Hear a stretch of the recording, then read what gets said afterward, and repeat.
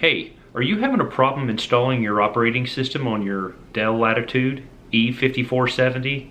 Then you've got to see this.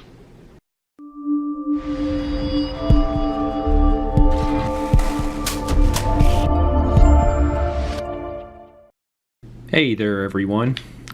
I wanted to take a few minutes this evening to help maybe anybody out there having an issue with installing a new operating system on a Latitude E5470. What we're going to do is install the operating system with a simple USB drive. I'm not going to show you how to make a USB drive bootable Windows 7 install. I've got a link down below that'll actually have a walkthrough on how to do that. I'm not going to reinvent the wheel by showing how to create a bootable install USB drive. So anyway, if you don't have one of these, search down below and they'll have the instructions down there on a video that's fairly easy to follow. If you do have it, you're one step ahead. I'm going to go ahead and boot the computer up with the USB drive, and while this is going on, I'm going to explain what we're doing here. I'm going to press F12 on this to get into the boot menu so we can boot from the USB storage device. And while this is booting up, I'm going to talk about what's going on with this. Basically, the newer Dells have a chipset that requires a driver that's not part of the cab file on the Windows 7 Service Pack 1 CD.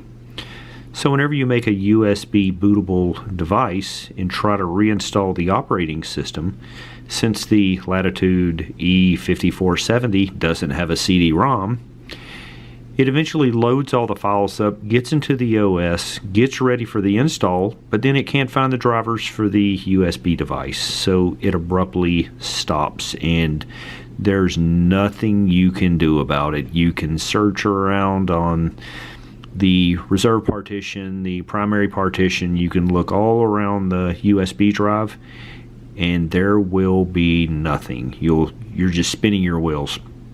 So the purpose of this video is actually going to be three pieces. The first, I'm going to actually show you what the specific error message is. We'll go from the very beginning all the way to where the error message is to where you finally have to throw in the towel. The second section will be, I'm going to move over to my desktop. I'm going to download the appropriate files. There's one program we're going to have to install, 7-zip, which is free, and from there I'm going to show you exactly how to inject the drivers into the USB bootable device image, and then we're going to eject the USB device, bring it back to the laptop, and I'm going to show you that everything works like a top. So the comments below on the details, I'll have the name of the file you'll need to search for. I'll have the link to where I download the drivers from. I'll also have the link to 7-zip.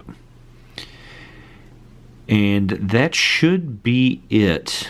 And also the link to how to create a bootable Windows 7 USB drive if you don't have one of those yet. So let's wait for this to finish booting up. While that finishes, another thing that would be recommended is to actually watch this video all the way through. That way you know what the process is beforehand. Then you can install the software, download the drivers, and at that point you can follow through the second time and actually pause the video. And I think it'll make for a lot better install, and it won't be nearly as chaotic. So let's continue on with this. Let's get to the point where we have to throw in the towel. We're just going to select the language here, and from there we're just going to select on next, and we're going to click on install. Now this is where the issue is going to happen.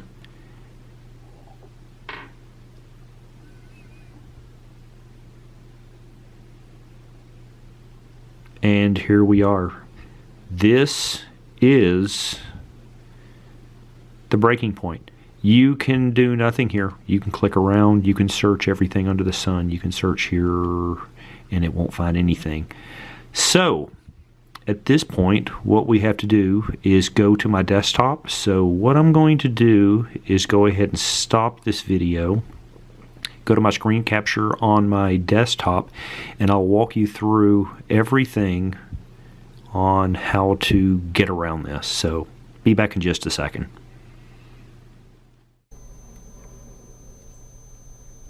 Okay, so I'm back in my office at my desktop and plugging my USB device into my computer. I'll leave that alone. So first thing we're going to do is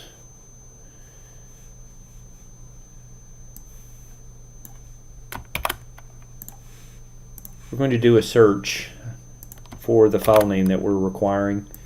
This will be below. The reason I'm going to include a link to where I actually downloaded this from is in case Intel actually changes the location of it.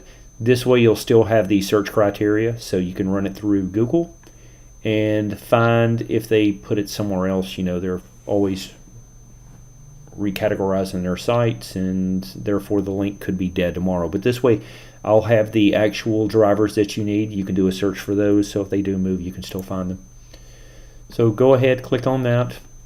You'll notice that this is the link that I'll actually have in the description down below, which is the download center from Intel. So download those, download it to the hard drive, accept the terms, and save. And we're going to open up the file here, open this up, and extract the files, and extract. Okay, let's slide this over here. Now you'll also need, we talked about earlier about you were going to need the 7-zip. The link is down below in the description, so download that, and at that point you're going to open Win7-Zip Manager, and from there we're going to go to the location where our image is installed, which mine is on F drive. So what we're going to do is go back to your download that you extracted, navigate down to drivers, Win7, and if you're using the Dell E5470, it's a 64-bit machine, so you're going to need the 64-bit drivers. So just leave those there. Back in 7-zip, navigate to your USB drive that has your Windows 7 image on it.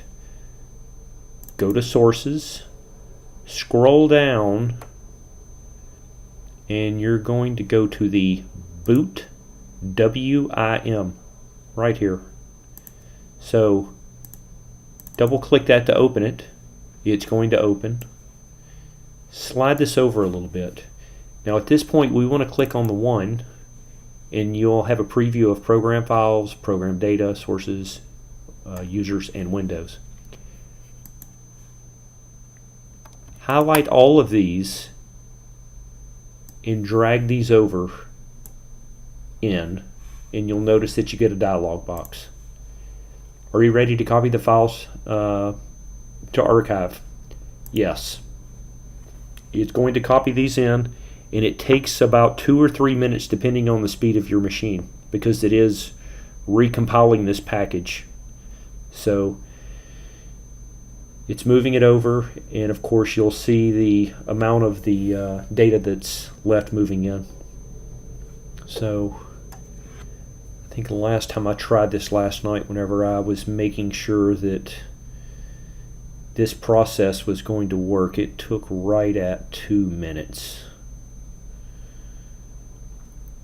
So some of the reasons you may run into this problem are if you have your operating system goes out on you. If you purchase a bigger hard disk, there's lots of reasons that you may end up in this scenario where you have to re-image a hard drive. and there's not a whole lot of data out there, so I've kind of pieced together some of the different things that I saw out there. I do IT work as my 9 to 5, so I figured I would go ahead and give this a whirl and get it working. This is actually for a reimage. I put a bigger hard drive in my laptop for a vacation that we have coming up here in a week and a day, so kind of ran into this by chance and thought I would share with you all. So okay, and we're done. So what we want to do now is go back, click on the 2, and do the same process. Copy those in. Yes. And we're going to do the same process all over again. So, and this is also going to take right at the 2-minute mark.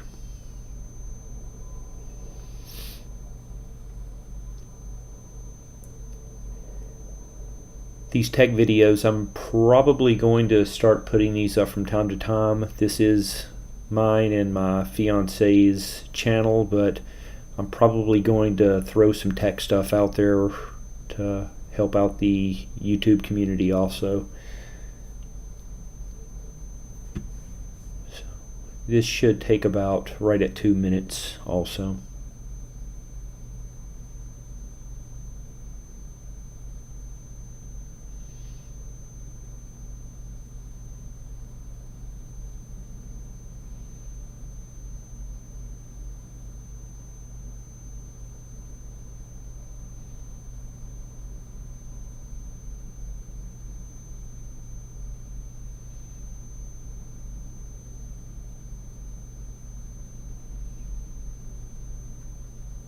Okay, and we're done. That was a little bit quicker than 2 minutes that time. So at this point, we're totally done with 7-zip. So we can close that, we can close this, we can close, and we can close. And all we have left to do now is eject our USB drive, and I will see you back in the kitchen in just a second. Okay, back in the kitchen. So here's our USB drive again with the modified image on it. So I'm going to go ahead and plug this in and fire this up. Once again, we're going to hit F12 to get us into the boot menu.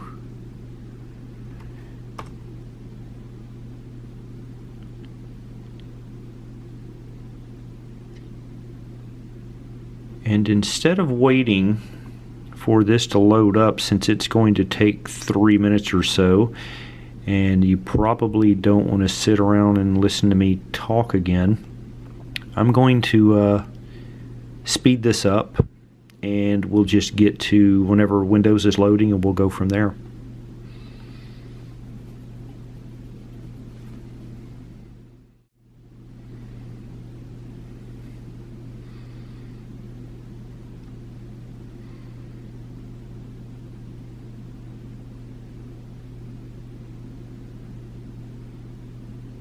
Okay, so we're actually loading into Windows now, and just so I can explain to you a little about what's going to happen different this time around, is this time we're going to search for the drivers, and we're going to have to do it twice. It's going to take a few seconds for it to actually load them up, the first set of drivers, and then there's the hub that's the second separate around.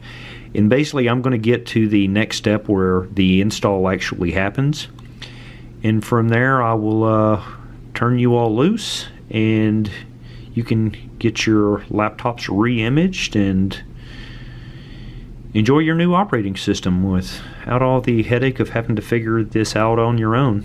So here we are in the operating system again. And we're going to do the same process that we did last time. We're going to leave these the default since they're all correct, and we're going to hit install. And you'll notice we're still going to get the same error message that we did last time. because it doesn't know exactly where to find the drivers at. So what we're going to do, we're going to glide down to Browse, and we did this last time. It just didn't work. And we're going to click on the WinPE drivers.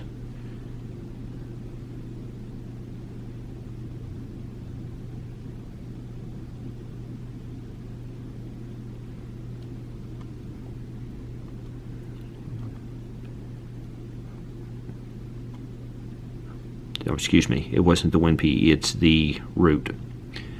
So the first thing we're going to do is the USB 3.0 extension host controller. Next, and it's going to install them. So let it do its thing. It's going to take a minute or so.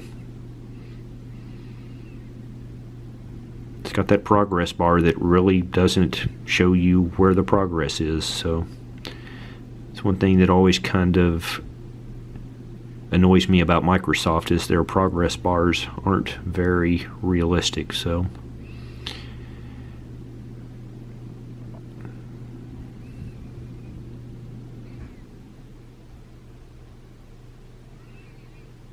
any second now we should be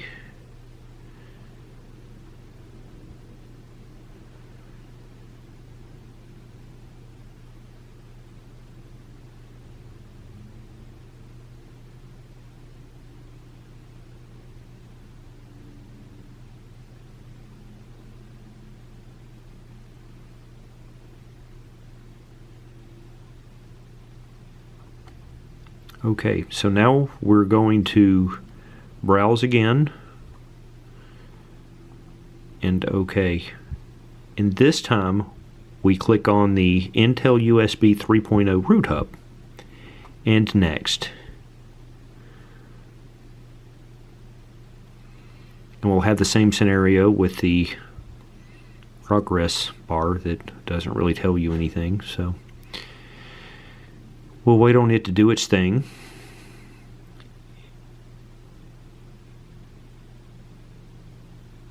And here we go. We're good to go.